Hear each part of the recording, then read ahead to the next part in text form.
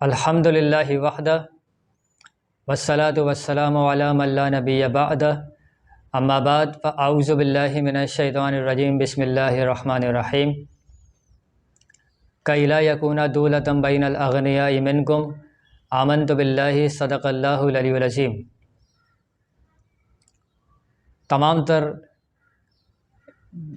امت مسلمہ کی خدمت میں سلام پیش کیا جاتا ہے۔ السلام علیکم ورحمۃ اللہ وبرکاتہ۔ تمام تر انسانیت کی خدمت میں اسلام کی جانب سے سلام پیش کیا جاتا ہے۔ السلام علی من اتبع الہدی۔ آج کی اس کمپیریٹیو ریلیجنس کلاس میں ہم آپ کے سامنے بیان کریں گے کہ اس وقت دنیا کے مختلف مذاہب میں صدقہ خیرات چیریٹی کا کیا تصور ملتا ہے، اور دین اسلام اس حوالے سے تمام تر انسانیت کی کیا رہنمائی کرتی ہے، اور اسلام کے نزدیک صدقہ خیرات کرنا اور چیریٹی کے بارے میں کیا نظریہ ہے، کیا عقیدہ ہے جو پیش کیا جاتا ہے۔ تو آج کی اس کلاس میں ہم آپ کے سامنے بیان کریں گے کہ اس وقت دنیا کے مختلف مذاہب میں صدقہ خیرات اور چیریٹی کا کیا تصور ہے۔ تو سب سے پہلے ہم یہ دیکھتے ہیں کہ اس وقت دنیا کے مختلف مشہور و معروف مذاہب میں سے جو نامی گرامی مذہب ہیں تو ان میں صدقہ خیرات اور چیریٹی کا کیا تصور ہے۔ تو سب سے پہلے ہم یہ دیکھتے ہیں کہ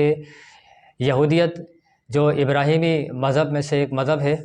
اس مذہب میں صدقہ و خیرات کا تصور ملتا ہے، چیریٹی کی تعلیم دی جاتی ہے، اور مذہبی اصطلاح کے طور پہ جو لفظ استعمال کیا جاتا ہے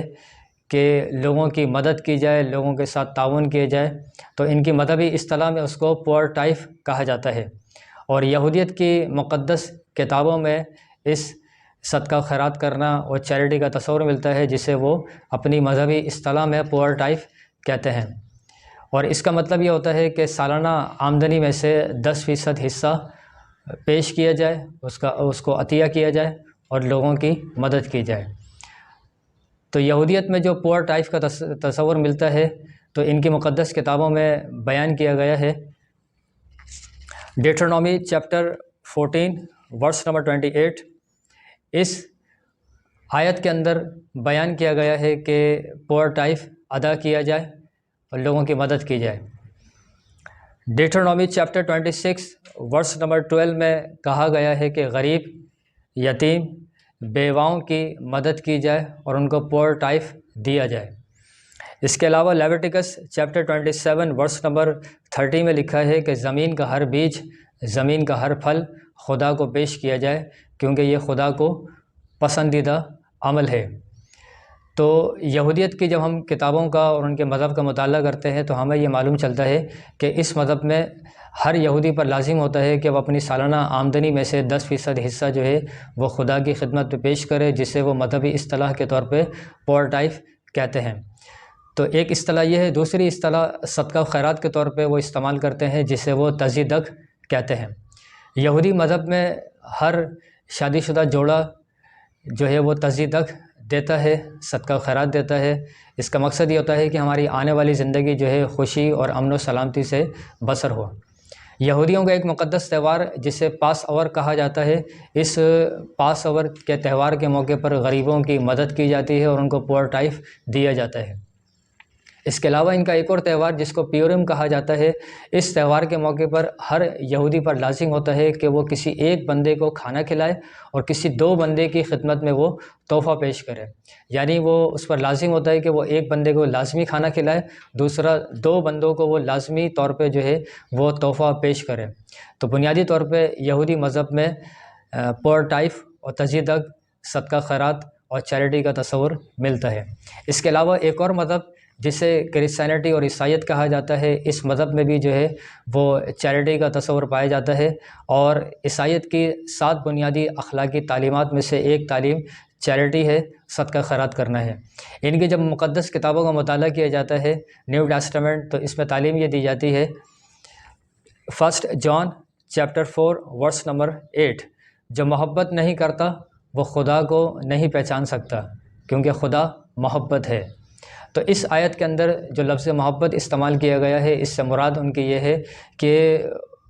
محبت کا تعلق خدا سے ہے، تو خدا کی محبت کو جو ہے انسانیت میں لوگوں میں تقسیم کیا جائے، یعنی کہ لوگوں کی مدد کی جائے۔ 1 پیٹر چیپٹر 4 ورس نمبر 8 میں لکھا ہے کہ جو محبت کرتا ہے، صدقہ و خیرات کرتا ہے تو اس کے گناہ مٹ جاتے ہیں، اس کے گناہ ختم ہو جاتے ہیں۔ اس کے علاوہ پرووربس چیپٹر 3 ورس نمبر 9 میں لکھا ہے کہ اپنے خدا کا احترام کرو، اپنے خدا کا احترام کرو اور ہر پہلا پھل خدا کی خدمت میں پیش کرو۔ تو الغرض جب ہم مذہب عیسائیت کا مطالعہ کرتے ہیں تو ہمیں یہ معلوم چلتا ہے کہ اس مذہب کے اندر بھی جو ہے وہ چیریٹی کا تصور پایا جاتا ہے، اور اس چیریٹی کو وہ صدقہ خیرات کو وہ نیکی تصور کرتے ہیں، ورچو تسلیم کیا جاتا ہے۔ تو اس مذہب میں بھی جو ہے چیریٹی کا تصور پایا جاتا ہے۔ اس کے علاوہ ایک اور مذہب ہے جسے ہندو مت کہا جاتا ہے، اور یہ مذہب دنیا کے قدیم ترین مذہب میں سے ایک مذہب ہے، اور اس وقت موجودہ دور میں دنیا کے تیسرے بڑے مذہب میں شمار کیا جاتا ہے۔ اس مذہب میں بھی لوگوں کی مدد کی جاتی ہے، لوگوں کے ساتھ تعاون کیا جاتا ہے، اور لوگوں کی مدد کرنا، تعاون کرنا، اس حوالے سے جو ان کی مذہبی اصطلاح ہے اسے وہ دانا کہتے ہیں۔ دانا کا مطلب یہ ہوتا ہے کہ بغیر کسی لالچ اور حرص کے لوگوں کی مدد کی جائے، لوگوں کو عطیہ کیا جائے۔ تو ہندو مت کی مقدس کتاب مہابھارت، اس میں تعلیم یہ دی جاتی ہے کہ سب سے پہلے انسان کو یہ چاہیے کہ وہ اچھے ذرائع سے مال کمائے اور پھر غریبوں کو دانہ دے۔ اس کے علاوہ ایک اور کتاب ریگ ویدا، اس میں یہ تعلیم دی گئی ہے کہ امیروں کو چاہیے کہ وہ غریبوں کی مدد کریں، کیونکہ امیر کو غریب ہوتے ہوئے دیر نہیں لگتی ہے۔ جس طرح سواری کا پہیہ گھومتا رہتا ہے، اسی طرح انسان دولت سے غربت کی طرف بھی آ سکتا ہے، امیری سے غریبی کی طرف آ سکتا ہے۔ تو اس ہندو مذہب میں امیروں کو یہ تعلیم دی جاتی ہے کہ وہ غریبوں کو دانہ دیں، غریبوں کی مدد کریں، اور اس میں کوئی حرص، کوئی لالچ نہیں ہونی چاہیے، بلکہ ان کو عطیہ کر دیں۔ اور ان کو یہ تعلیم دی جاتی ہے کہ وہ غریبوں کے لیے کنویں بنوائیں، عوامی مقامات پر چراغ جلائیں، درخت لگائیں، تاکہ لوگوں کو زیادہ سے زیادہ دانہ دیا جائے، لوگوں کی مدد کی جائے۔ تو ہندو مت میں صدقہ خیرات کرنے کے لیے جو مذہبی اصطلاح استعمال کی جاتی ہے اسے وہ دانہ کہتے ہیں۔ اس کے علاوہ ایک اور مذہب جسے بدھ مت کہا جاتا ہے، اس مذہب کے ماننے والوں کو تعلیم یہ دی جاتی ہے کہ وہ افراد کہ جنہوں نے اپنی شخصیت کو، اپنی زندگی کو بدھ مت کی تعلیم، اس کی فروغ، اس کی اشاعت کے لیے وقف کر دیا ہے اور ترک دنیا کو اختیار کیا ہے، تو ان لوگوں کو یہ تعلیم دی جاتی ہے کہ وہ ان افراد کی جو ہے وہ مدد کریں، ان کو کھانا، پینا، لباس، ادویات فراہم کریں، اور ان کو زیادہ سے زیادہ دانہ دیں، کیونکہ دانہ دینے سے جو ہے وہ ذہن کی تطہیر ہوتی ہے، ذہن پاکیزہ ہوتا ہے۔ تو اس مذہب میں بھی جو ہے وہ لوگوں کی مدد کرنے کے لیے جو مذہبی اصطلاح استعمال کی جاتی ہے اسے دانہ کہا جاتا ہے، اور ان کو یہ تعلیم دی جاتی ہے کہ جتنا زیادہ دانہ دیا جائے گا اتنا ہی زیادہ ذہن پاکیزہ ہوگا، ذہن صاف ستھرا ہوگا۔ تو اس مذہب میں یہ کہا جاتا ہے وہ شخص جو بخشو ہے، جس نے اپنے آپ کو بدھ مت کی تعلیم کے لیے وقف کر دیا ہے، اس کی اشاعت کے لیے اپنی زندگی کو سپرد کر دیا ہے، تو اس شخص کو زیادہ سے زیادہ دانہ دے کے اس کی مدد کی جائے۔ اس کے علاوہ ایک اور مذہب جین مت، تو اس مذہب کے ماننے والوں کو بھی یہ تعلیم دی جاتی ہے کہ وہ جین مت کے افراد، وہ پیروکار کہ جنہوں نے ترک دنیا اختیار کی ہے اور جین مت کی تمام تر تعلیمات پر عمل کرتے ہیں، تو ان کو دانہ دیا جائے، اور اس کے لیے وہ مختلف اصطلاحات استعمال کرتے ہیں۔ آہارا دانہ، کھانے کا عطیہ کرنا، اور سادہ دانہ، ادویات دینا، جنانہ دانہ، تعلیم دینا، علم سکھانا، ابہایا دانہ، نقصان سے بچانا، آزاد ماحول فراہم کرنا تاکہ ان کی جان کو کسی چیز سے نقصان نہ پہنچے۔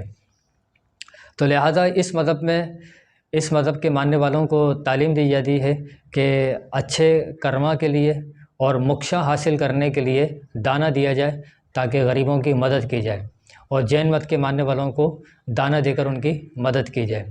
لفظ دانہ جو ہے وہ سنسکرت اور پالی زبان کا لفظ ہے، اور یہ لفظ جو ہے ہندو مت، بدھ مت، جین مت اور سکھ مت، ان چاروں مذاہب میں صدقہ خیرات کرنا، لوگوں کی مدد کرنے کے لیے مذہبی اصطلاح کے طور پہ یہ لفظ استعمال ہوتا ہے دانہ، اور یہ لفظ چاروں مذاہب میں استعمال ہوتا ہے کیونکہ یہ چاروں مذاہب کا تعلق انڈیا سے ہے۔ اس کے علاوہ ایک اور مذہب جسے سکھ ازم کہا جاتا ہے، تو سکھ مذہب میں بھی جو ہے لوگوں کی مدد کرنا، لوگوں کے ساتھ تعاون کرنا اور چیریٹی کا تصور پایا جاتا ہے۔ اور اس مذہب میں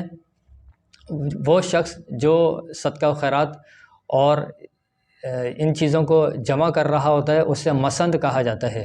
اور مسند اس شخص کی ذمہ داری یہ ہوتی ہے کہ وہ ہر سکھ سے جو ہے وہ صدقہ و خیرات کو وہ جمع کرتا ہے، جسے وہ مذہبی اصطلاح کے طور پہ دسوند کہتے ہیں، جسے وہ مذہبی اصطلاح کے طور پہ دسوند کہا جاتا ہے، اور یہ ان کی اصطلاح ہے۔ تو اس میں یہ لازم ہوتا ہے ہر سکھ پر کہ وہ اپنی سالانہ آمدنی میں سے 10% حصہ جو ہے وہ مسند کو عطیہ کرے، مسند کے پاس جمع کرائے، تاکہ یہ مسند یہ عطیہ کردہ اشیاء کو لے کے اپنے مذہبی عبادت خانے گورودوارہ میں جاتے ہیں، وہاں جمع کراتے ہیں، تاکہ وہاں وہ افراد جو گرانتھ جو ان کی مذہبی کتاب ہے اس کی سماعت کے لیے شرکت کرتے ہیں تو ان کے لیے لنگر کا اہتمام کیا جائے۔ تو یہ سکھ مذہب کے اندر بھی جو ہے سالانہ آمدنی میں سے 10% حصہ جو ہے وہ عطیہ کیا جاتا ہے، اور اس عطیہ کرنے کے لیے جو مذہبی اصطلاح استعمال کی جاتی ہے اسے وہ دسوند کہتے ہیں۔ دسوند ایک اصطلاح ہے، اس کا مطلب یہ ہے کہ وہ لوگوں کو مدد کرنا، لوگوں کے ساتھ تعاون کرنا اور اپنی سالانہ آمدنی میں سے 10% حصہ عطیہ کرنا۔ تو اس مذہب کے جو گرو ہیں، گرو گوبند سنگھ، انہوں نے کہا جو شخص دسوند نہیں دیتا اور جھوٹ بولتا ہے تو اس کے لیے مناسب نہیں ہے کہ اس پر یقین کیا جائے۔ تو لہٰذا جب ہم سکھ مت کا مطالعہ کرتے ہیں تو اس مذہب میں بھی لوگوں کی مدد کرنا اور تعاون کرنا کا تصور ملتا ہے، اور ان کو تعلیم دی جاتی ہے جسے وہ دسوند کہتے ہیں۔ اس کے علاوہ ایک اور دنیا کے مشہور و معروف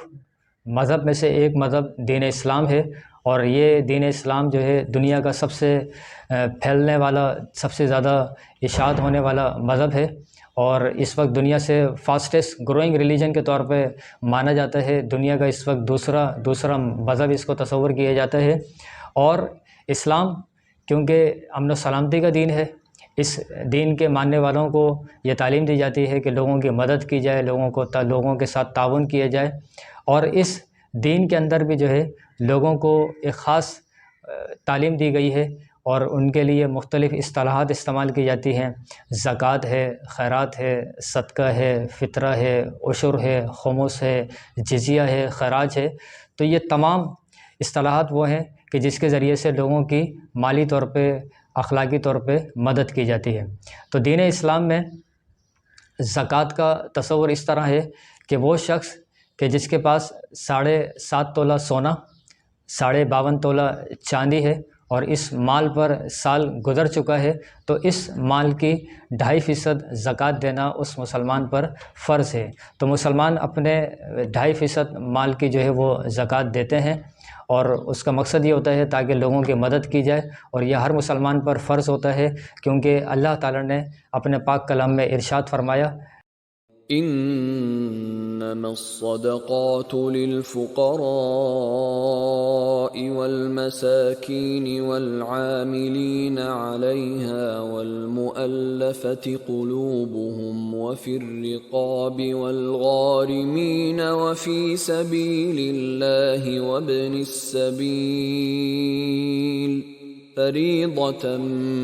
من الله واللہ علیم حکیم۔ اور اس آیت مبارکہ میں اللہ تعالیٰ نے 8 مصارف زکوٰۃ کو بیان کیا ہے۔ فقراء، مساکین، زکوٰۃ جمع کرنے والے عاملین، مؤلفۃ القلوب، غلام، قرض خواہ، فی سبیل اللہ، اللہ کی راہ میں مال خرچ کرنا، اور مسافر۔ تو یہ 8 وہ افراد ہیں کہ جن پر زکوٰۃ کا مال خرچ کیا جائے گا، ان کو زکوٰۃ دی جائے گی۔ تو دین اسلام میں زکوٰۃ کا تصور ہے، صدقہ و خیرات کا تصور ہے۔ اس کا مطلب یہ ہے، اور دین اسلام کے نزدیک سمن جو رقم ہے، جو پیسہ ہے، جو مال ہے، جو دولت ہے، اس کے بارے میں اسلام کا تصور یہ ہے کہ کئی لا یکون دولۃ بین الاغنیاء منکم، کہیں ایسا نہ ہو کہ دولت اور یہ پیسہ جو ہے صرف اور صرف امیروں کے پاس رہ جائے، اغنیاء کے پاس رہ جائے۔ تو اسلام کا مقصد یہ ہے کہ زیادہ سے زیادہ لوگوں کو لوگوں کی مدد کی جائے، ان کو مال فراہم کیے جائے،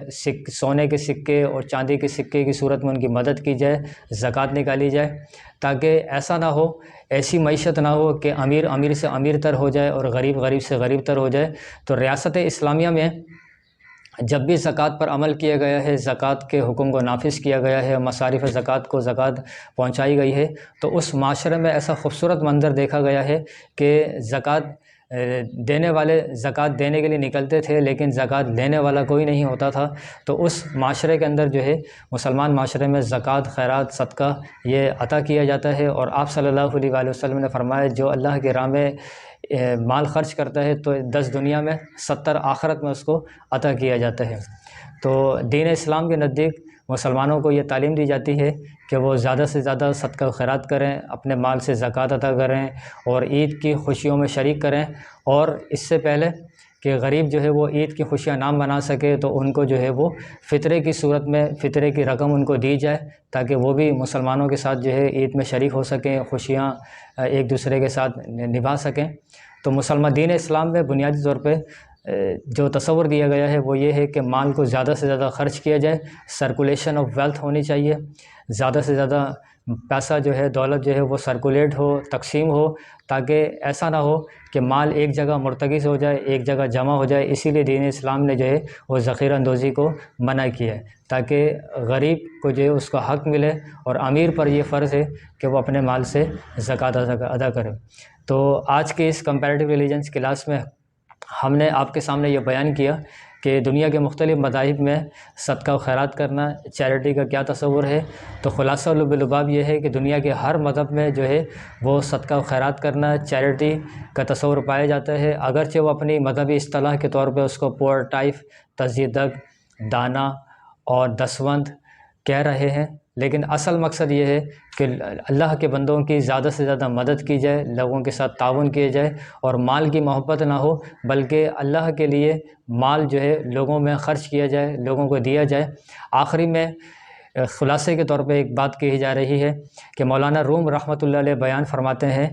کہ میں اس شخص کو تلاش کر رہا ہوں اپنی پوری زندگی میں۔ آپ فرماتے ہیں کہ میں اپنی پوری زندگی میں ایسے شخص کو تلاش کر رہا ہوں کہ جس نے اللہ کے راہ میں مال خرچ کیا ہو اور وہ تباہ و برباد ہو گیا ہو اور وہ غربت کا شکار ہو گیا ہو۔ تو مولانا روم رحمۃ اللہ علیہ فرماتے ہیں کہ میں نے اپنی پوری زندگی میں ایسے شخص کو نہیں دیکھا کہ جس نے اللہ کی راہ میں مال خرچ کیا ہو اور وہ برباد ہو گیا ہو۔ تو ایسا نہیں ہے۔ تو دین اسلام کے ماننے والے مسلمانوں کو یہ چاہیے کہ وہ اپنے مال کی زیادہ سے زیادہ زکوٰۃ دیں، اور آپ صلی اللہ علیہ وآلہ وسلم نے فرمایا زکوٰۃ دو اور اپنے مال کو محفوظ کر لو۔ اس کا مطلب یہ ہے جب زکوٰۃ دی جاتی ہے تو زکوٰۃ کے ذریعے سے جو ہے نا انسان کا مال محفوظ ہو جاتا ہے، ورنہ یہ مال جو ہے انسان کے گلے کا توق بن جاتا ہے۔ تو یہ مال اللہ تعالیٰ نے عطا فرمایا ہے، تو یہ مال اللہ کے بندوں کو صدقہ و خیرات، زکوٰۃ، عشر اور خراج کے طور پہ دیا جائے، تاکہ اللہ کے بندے خوش ہو جائیں۔ جب اللہ کے بندے خوش ہو جائیں گے تو اللہ اور اس کا رسول دونوں خوش ہو جائیں گے، اور انسان کو زندگی کا مقصد جو فلسفی آف لائف ہے، مقصد حیات ہے، وہ حاصل ہو جائے گا۔ تو اللہ تعالیٰ سے دعا ہے کہ ہمیں ان تعلیمات پر عمل کرنے کی توفیق عطا فرمائے۔ وما توفیقی الا باللہ۔